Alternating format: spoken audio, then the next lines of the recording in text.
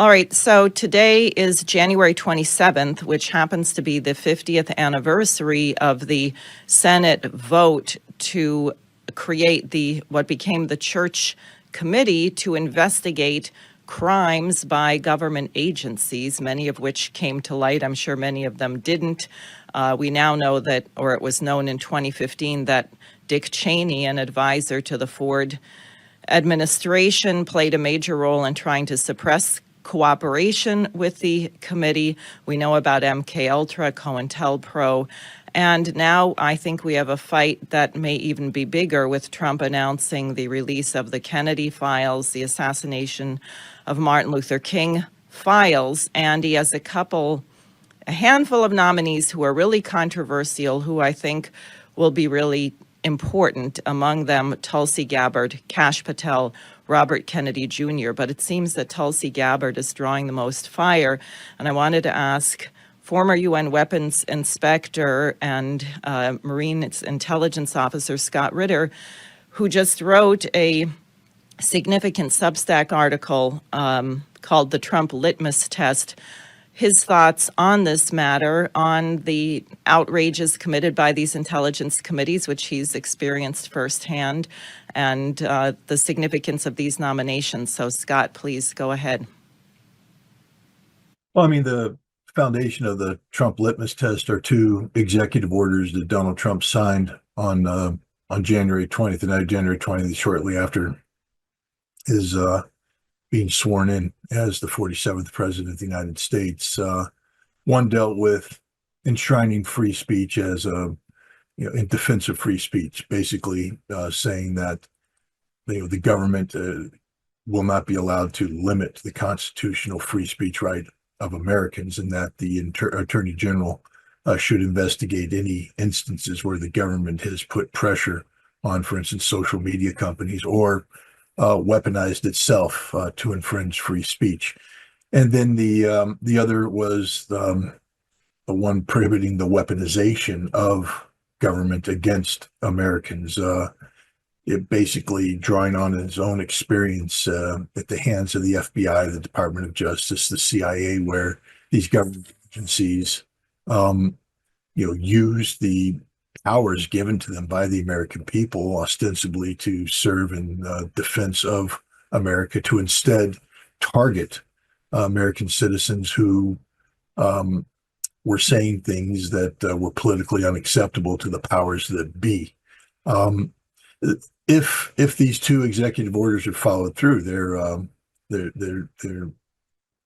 I guess one of the best defenses of that which makes America special, free speech, that we have seen in decades, especially given the extent to which the government has weaponized the Department of Justice, the FBI, the CIA, and others to target free speech. Now, the angle I took on this article, the litmus test, was how these would apply to, cases where the government has, without a doubt, especially under the Biden administration, targeted Americans because they disagreed with what these Americans were saying. And I used myself as an example.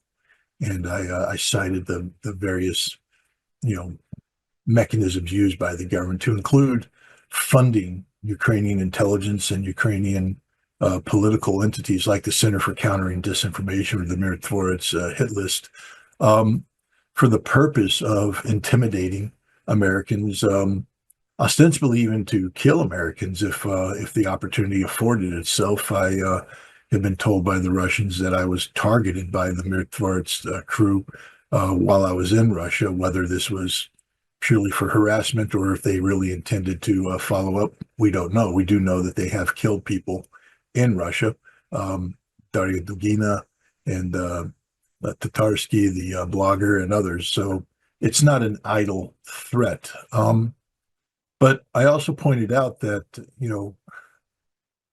even if Trump doesn't want to deal with small fish like me, he has nominated as the Director for National Intelligence Tulsi Gabbard, and Tulsi Gabbard is included on these lists, to include the Mirotvorets hit list, but she's also been singled out by the Center for Countering Disinformation, and this is where it gets important. because Tulsi Gabbard was a congresswoman, and she was singled out by a Ukrainian entity organized, funded, and directed by the United States government, by the State Department, in concert with the Central Intelligence Agency and in coordination with the Department of Justice and the FBI. We know that Tulsi Gabbard was targeted by the Department of Homeland Security, put on a watch list for flying. This is exactly what Donald Trump's talking about when he speaks of the weaponization of government. And so I think the establishment that tolerated and condoned this weaponization of government, including the various agencies themselves, are scared to death that Tulsi Gabbard will become the next director of national intelligence, because she will be in a position to know exactly who did what to whom, what orders were given, what money went where. And she will be called upon to carry out these investigations by the President of the United States per his executive order. So I think that's a lot of what's going on right here. We hear a lot of talk about, concern about her lack of qualifications, et cetera, et cetera. No, she's the most qualified person there is to do this job, especially when it comes to truly defending the American people, because she would get at the bottom of this weaponization of the U.S. government to target Americans for the so-called crime of executing their free speech rights. Tulsi Gabbard did so, and she was targeted. I have done so. You have done so. Others have done so. It'll be interesting to see how this goes forward. And one can say the same thing. K Patel, although he hasn't been targeted per se, has said he is ready to be the however you want to call it, a scalpel. Yeah, I think he said he's going to turn the J. Edgar Hoover building into a museum and send the agents out to chase criminals. Or fire them, or arrest them and prosecute them. But, he's got the right mindset. We need to understand that America can't tolerate business as usual. Business as usual has been nothing more than the criminalization of the very institutions that are enshrined in with the power to protect us from criminals. And this can't be. We can't tolerate a government that has no tolerance for free speech. And the Biden administration especially was, more prominent than many in terms of its lack of tolerance and its weaponization. And again, perhaps my focus is even more, sharp, because I take it personally. This has had a personal impact, and I believe you should take it personally as well, and others. This isn't theoretical. This isn't an academic argument. This is real life examples of the U.S. government coming after people for speaking out against bad policy, for whose free speech was enshrined by fact-based reality, challenging the falsehoods. This isn't a case of you and I coming out there and having radical concepts that deviate, 180 degrees away from truth, and that our embrace of lies and distortion, et cetera, are, undermining democratic institutions. Free speech still protects that, but I could understand someone saying that's a problem. No, what we're guilty of is telling the truth.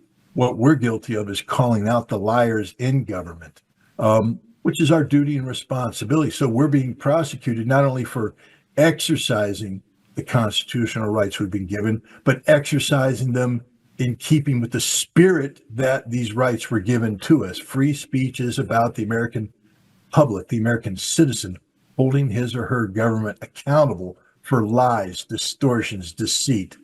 And now that somehow has been criminalized. So I think, that this plays a big role in the opposition to Tulsi Gabbard and to K Patel, because I think people understand that if they get, if their nominations go through, that there will be hell to pay. Yep. I just will add exactly on the CCD list. I was added to the list when I was the candidate for U.S. Senate running against Chuck Schumer. I know you wrote to Schumer and Gillibrand about funding these activities. I wrote to them also saw them personally at some of their town hall meetings. They never had anything to say. And I would just say that the American people, we have to hold these senators' feet to the fire. They are responsible for this. They are going to try and block this nomination of Tulsi Gabbard, and we have to let them know that that is not the appropriate thing to do. There's a reason why Americans don't trust their senators, and it's because they lie. They fund wars that we're not interested in, and they don't seem to be that interested in the well-being of the American people. So I want to really encourage people to mobilize, call, visit, go see your senators. The phones were not ringing off the hook when we were there last week. Jose Vega and a whole bunch of people were down in Washington last week going door to door. We need a lot more activity. So that's what I would say. Anything else that you want to add, Scott? No, I mean, let's not wait several decades for these records to come out. If Tulsi Gabbard is indeed confirmed in the role of DNI and K Patel is, hold their feet to the fire. I don't want an internal investigation. I don't want an internal review. I want the documents released that show Chuck Schumer talking with the U.S. ambassador about Diane Sayre, Chuck Schumer talking with the U.S. ambassador about Scott Ritter. I want the conversations between the Ukrainian intelligence services and the legal attaché, an FBI agent, about us, where the Ukrainians are saying, shut this down. I want the communications from that legal attaché to the Department of Justice. I want the communications between the Department of Justice and the State Department, where they are, basically collaborating, conspiring to target Americans, using Ukraine as a proxy, weaponizing the force. I want to see all of the communications between Washington, D.C. and the district attorney for the Northern District of New York, who sent a falsified probable cause justification to a U.S. judge to authorize FBI agents to come into my home.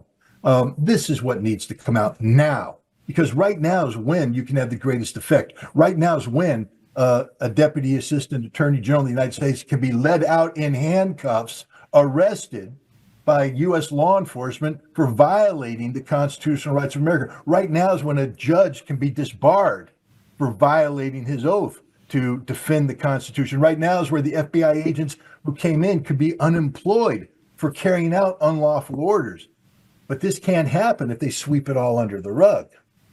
So, yeah, I'd like to see Tulsi and K Patel come in, because I'm a son of a bitch. And I told them when they came into my house, I went straight out and I said, if you want a war, you've got one. And war to me means a fight to the death. Death, I don't mean physical death. I mean, professional. They're trying to destroy me. They're trying to destroy my ability to do my job, to earn a living for my family.